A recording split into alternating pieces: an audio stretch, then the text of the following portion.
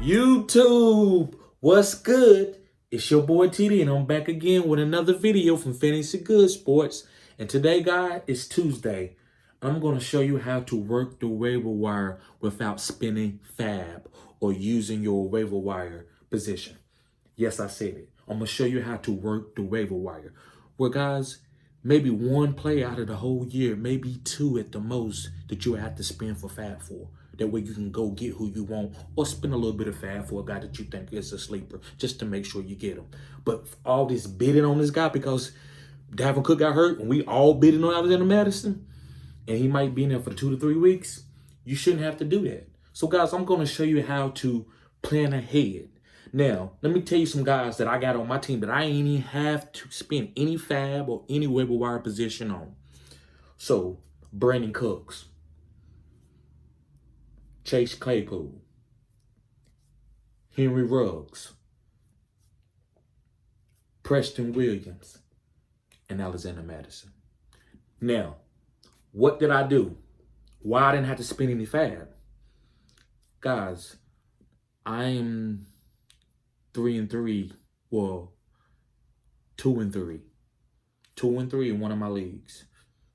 My team is ridiculous. I got the highest projected points because I held true. It's the first 3 to 4 weeks. I'm not going to drop a guy because he performed bad. I'm looking at the game plan of the offensive coordinator. Listen to what they're saying from week to week. So, guys, if it's week 1 and Claypool comes out and gets a bomb for 80 yards, I'm stashing him 5 to 6 weeks. If I believe that, I'm looking at him like, okay, do I think Juju is better than Claypool? No, never been. Juju was one of the toughest receivers in the NFL, but as far as the running routes and being talented, he's a little above average receiver. But he's very tough, so he's a good receiver to have on your team because he's tough. He's going to block. He's going to do whatever you ask him. But I knew Claypool is a better talent. And when you have good coaches, those talents going to boom. They're not going to hold them back for 2 to 3 years like some coaches do. They're going to get out on the field and play. So let's go to Brandon Cooks real quick.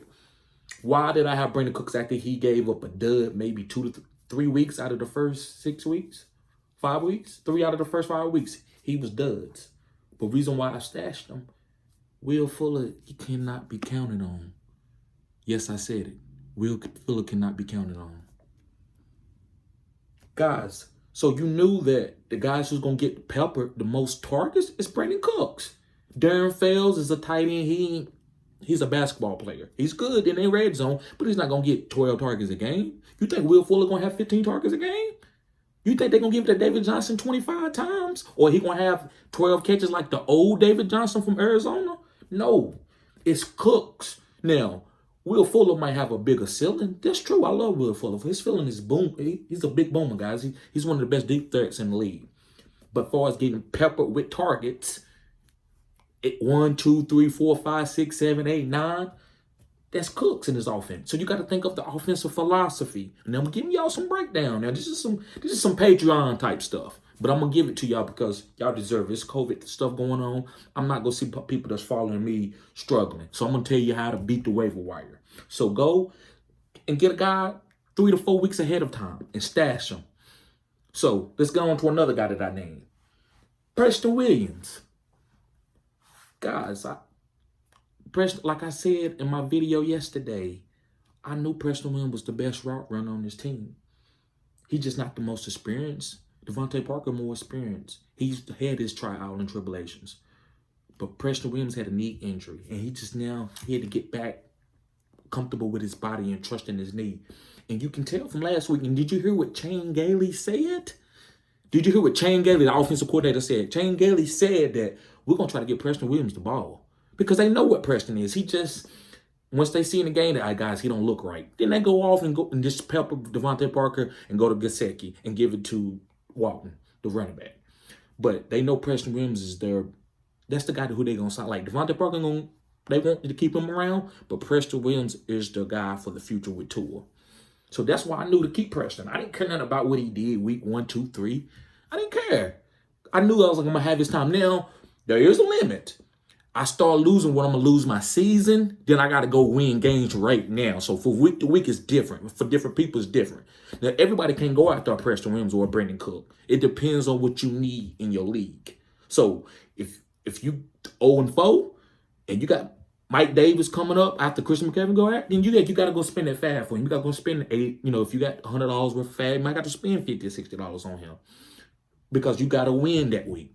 But if you 1-2, you 2-2, guys, you still can will and deal. Don't be scared. It's just 2-2. Who goes undefeated and wins the whole fantasy league? Look at y'all. Look at your past fantasy league. Was it the guy who won the most games? No. And none of my I've been playing fantasy as a diehard level, playing with something on the line for probably about 3 years now. And every year it's been a guy that was like 9-5. Nothing 13-0, 12-1, 11-3. No, it's usually a guy that's around teeter-totter and he worked the waiver wire and got a better team. So that's why you got to keep working the waiver wire ahead of time and not spending fab for every guy to hit. You don't leave that up to discussion. Don't leave that up. Oh, I don't know what he's gonna do. No, as soon as I seen Claypool with that 80-yard touchdown. Now I hit him earlier because that's another story. I'm not gonna tell you all about that because I know guys about college. And also I had a friend that was very high on him too.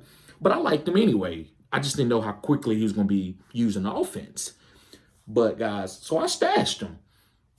Never worried about what was going on. Never got rid of him to go get somebody that had a boom week. But now my team I got Claypool and Brandon Cooks and Henry Ruggs on my bench. I'm set. My receivers are set.